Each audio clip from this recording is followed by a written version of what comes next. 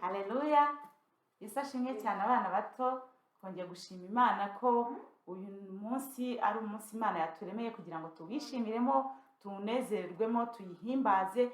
Ntabwo Imana yatwibagiye nk'abana batoya, natwe yaduhaye amahirwe. Rero ndabasaba kugira ngo muhuguke muze duhimbaze Imana.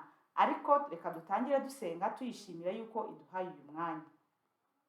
Mwami Yesu, turagushimira cyane kubw'ubuntu bwawe, tugushimiye kubw'imbabazi zawe zitangaje, tugushimiye yuko waturemye Mwami mu ishusho yawe, tugushimiye yuko Mwami Imana watugeneye umwanya nk'abana batoya kugira ngo mu kanwa kacu Mwami havemo amashimwe akuzamukira Mwami, aguhamya Mwami Yesu Kristo. Umwanya nk'uyu nk'abana batoya tuje imbere yawe, turagusaba kugira ngo umanukire ku bana natwe, uduhe gutuza, uduhe kumva ijambo ryawe kandi rihindura imitima yacu. Kandi ikiruta byose Mwami, ibyo tugiye gukora, twaba turimo kuririmba, twaba duteze amatwi ijambo ryawe, byose Mwami bikubere igitambo Mwami wishimira. Urakoze kuko Imana igira neza, ni mu izina rya Yesu, amen.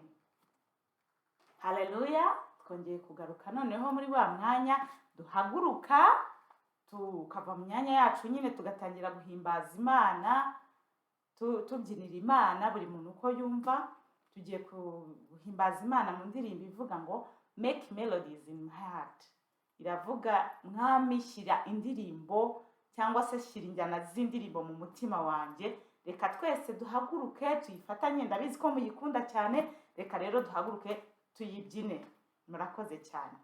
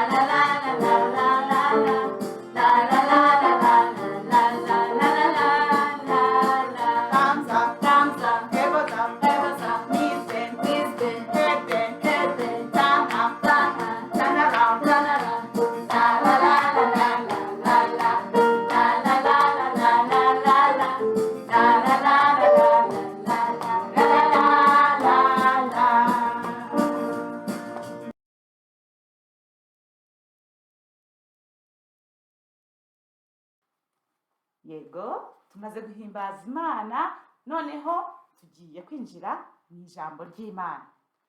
Dufate Bibiliya zacu, twicare, dutuze, twumve ijambo ry'Imana. Abadafite Bibiliya mubwire ababyeyi baze mwegerane nyine babafashe gusoma ijambo ry'Imana. Reka dutangire. Uyu munsi rero ijambo ry'Imana turi bwigeho turarisanga mu gitabo cyangwa se mu rwandiko rw'Abakorinto ba mbere.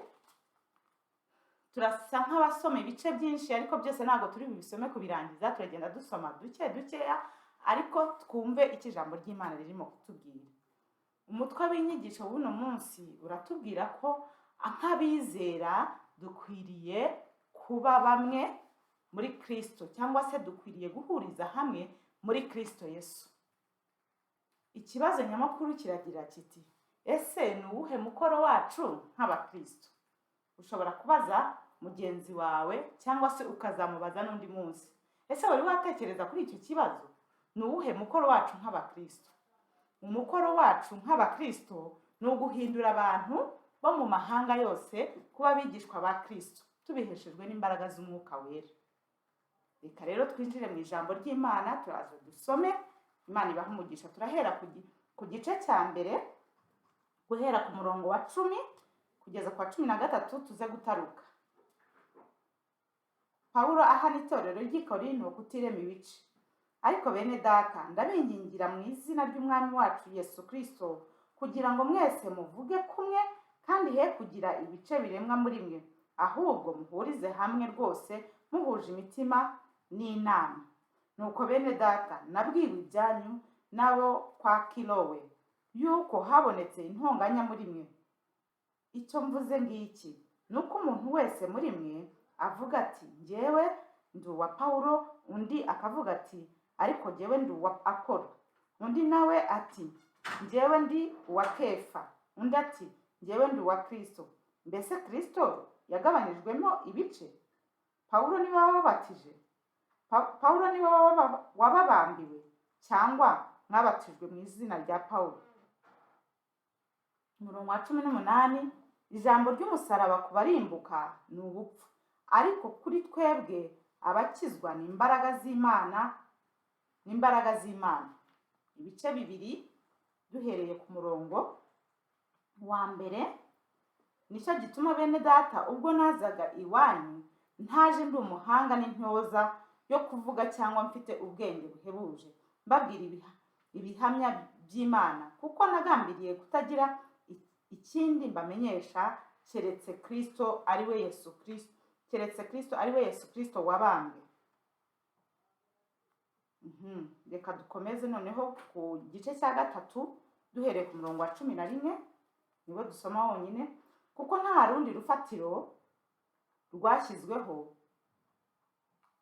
rundi rufatiro umuntu abasha gushyiraho keretse urwashyizweho ari rwo Yesu Kristo.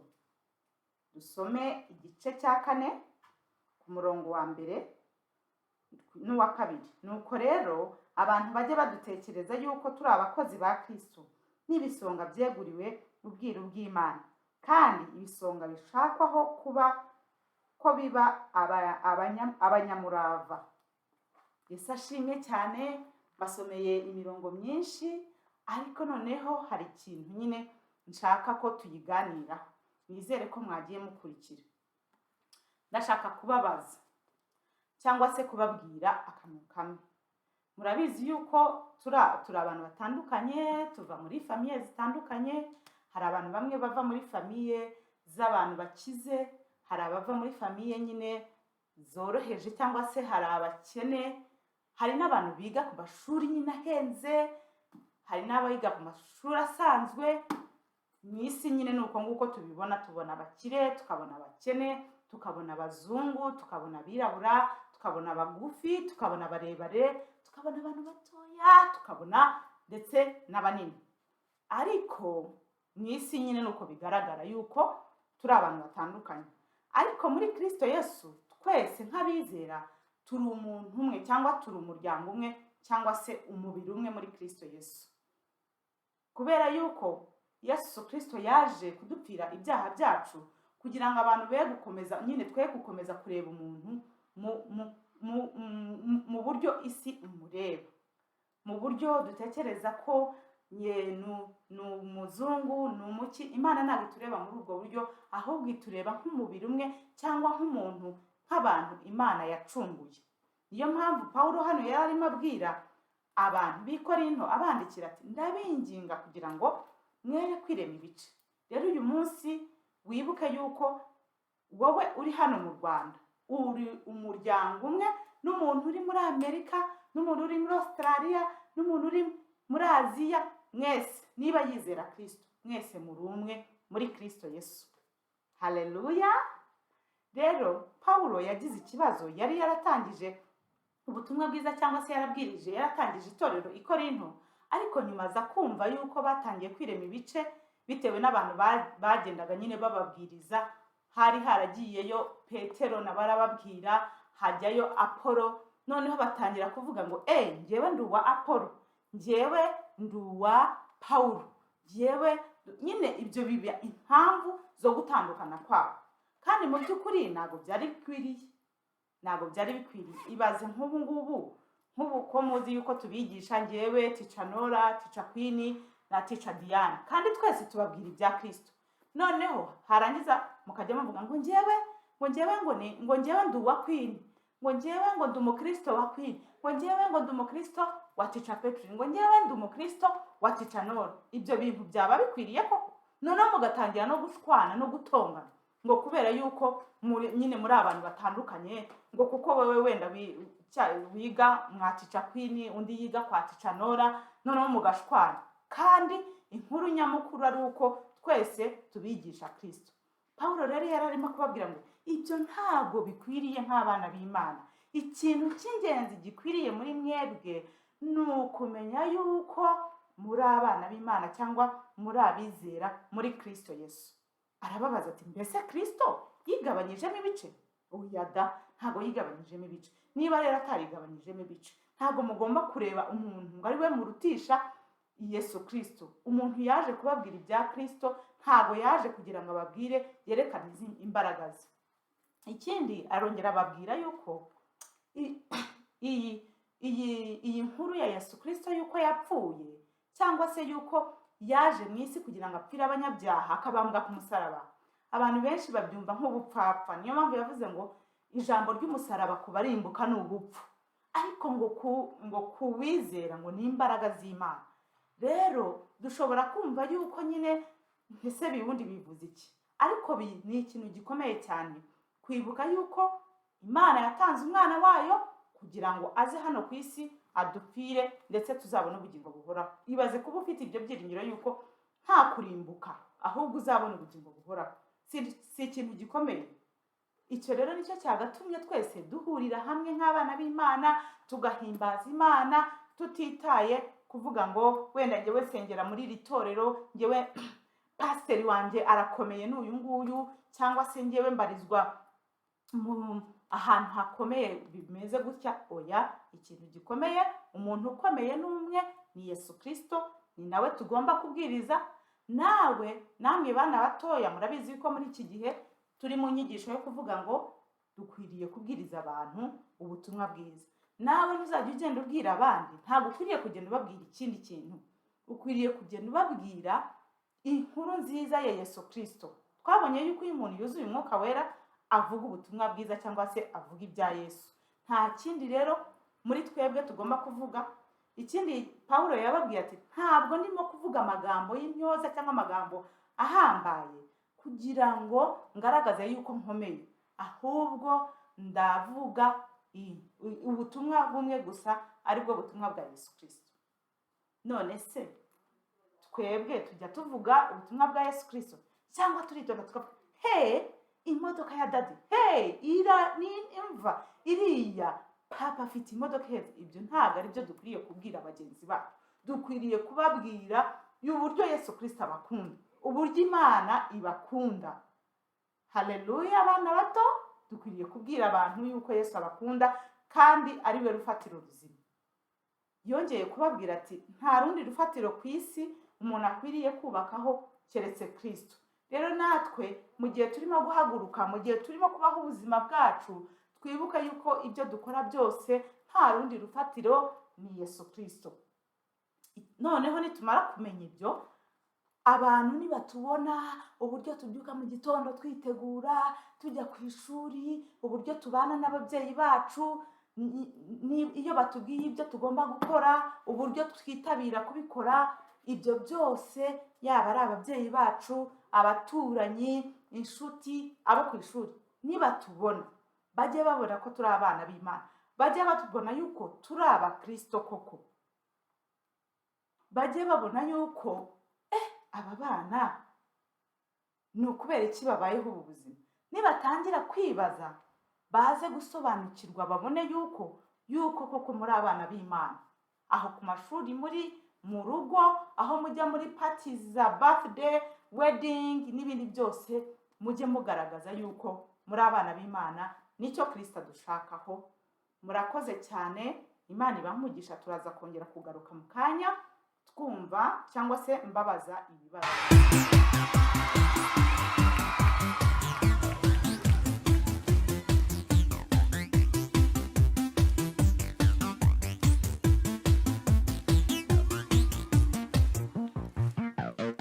I lay my life down at your feet.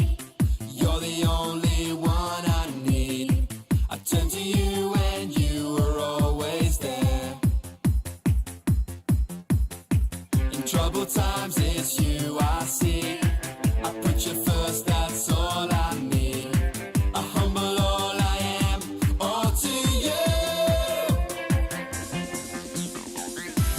One way, Jesus, you're the only one that I could live for. One way, Jesus, you're the only one that I could live for. You're the only one, you're the only one, you're the only one that I could live for. You're the only one, you're the only one, you're the only one that I could live for. You were always, always there, every how and everywhere. Your grace abounds so deeply within me. You will never ever change. Yesterday, today, the same. Forever till forever meets no end. One way, Jesus, you're the only one that I could live for. One way, Jesus, you're the only one that I could live for. One way, Jesus, you're the only one that I could live for. One way, Jesus, you're the only one that I could live for. Are you having fun? Well, what we're gonna do now is we're all gonna get down nice and low. That's it. How low can you go? And we're gonna sing, "You are the way, the truth, and the life." Come on, let me hear ya. You are the way, the truth, and the life. We live by faith and not by sight. For you, we're living all for you. Up a bit higher. You are the way, the truth, and the life. We live by faith and not by sight. For you, we're living all for you. You are the way. You are the way, the truth, and the life. We live by faith and not by sight. For you, we're living all for you. You are the way, the truth, and the life. We live by faith and not by sight. For you, we're living all for you. One way, Jesus, you're the only one that I could live for. One way, Jesus, you're the only one that I could live for. One way, Jesus, you're the only one that I could live for. One way, Jesus, you're the only one that I could live for.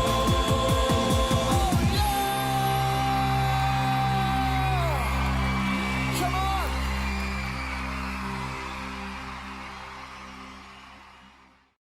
Ese ashimwe cyane. Tugarutse muri wa mwanya tubaza ibibazo kugira ngo numve yuko mwari murimo gukurikirana koko.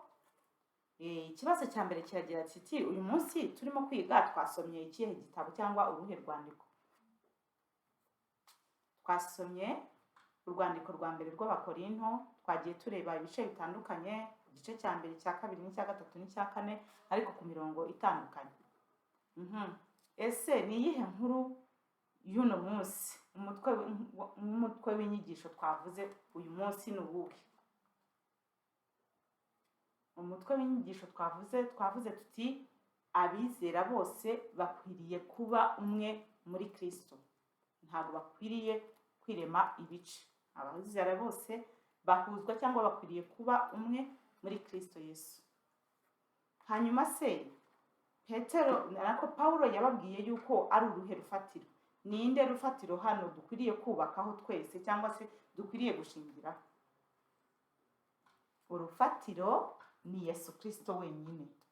Murakoze cyane. Reka noneho tujye muri cya cyanditswe dufata mu mutwe kugira ngo tujye tukibuka n'igihe turi mu rugo cyangwa se n'ahandi hose tugenda. Turagisanga muri Matayo ibice 28 guhera ku murongo wa 19 kugeza kwa 20. Nuko mugende muhindura abantu bo mu mahanga yose abigishwa, mubabatiza mu izina rya Data wa twese n'Umwana n'Umwuka wera, mubigisha kwitondera ibyo nababwiye byose. Kandi dore ndi kumwe namwe iminsi yose kugeza ku mperuka y'isi. Dusubiremo. Nuko mugende muhindura abantu bo mu mahanga yose abigishwa, mubabatiza mu izina rya Data wa twese n'Umwana n'Umwuka wera, mubigisha kwitondera ibyo nababwiye byose. Kandi dore ndi kumwe namwe iminsi yose kugeza ku mperuka y'isi. Imana ibahe umugisha. Reka twongere dusenge. Mwami, tugushimiye kubw'ubuntu bwawe, tugushimiye urukundo rwawe, tugushimiye yuko wadushoboje kumva ijambo ryawe nk'abana bato, tugushimiye yuko mubo wahisemo Mwami Imana yuko tukumenya, natwe watugiriye amahirwe yo kukumenya tukiri bato cyane. Mwami, turagusaba kugira ngo uduhe gukoresha imbaraga waduhaye, amahirwe dufite yo kuba twiga, amahirwe dufite Mwami Imana yabo tugenda duhura nabo, uduhe gukoresha ayo mahirwe tugenda tuguhamya, tubwira abantu, tubwira abo twigana nabo, tubwira Mwami Imana, tubabwira inkuru nziza yuko waje ukadupfira kugira ngo tuzabone ubugingo buhoraho, tuve mu byaha, twe kugendera mu byaha. Tubabwire Mwami Imana iyo nkuru nziza. Turagusaba kugira ngo urusheho kudufasha, urusheho kuduha gushiramanga, ufasha abana bose Mwami muri iki gihe. Turasengera abarwayi kugira ngo bakize, turasenga kugira ngo Mwami Imana abababaye Mwami ubahe ibyishimo Mwami, kugira ngo nabo bazabashe kuguhimbaza. Urakoze kuko uri Imana igira neza. Ni mu izina rya Yesu dusenze twizeye, amen. Reka rero mbasezereho, mugire icyumweru cyiza. Goodbye, goodbye, wave your hands in the air. Goodbye, goodbye, I see you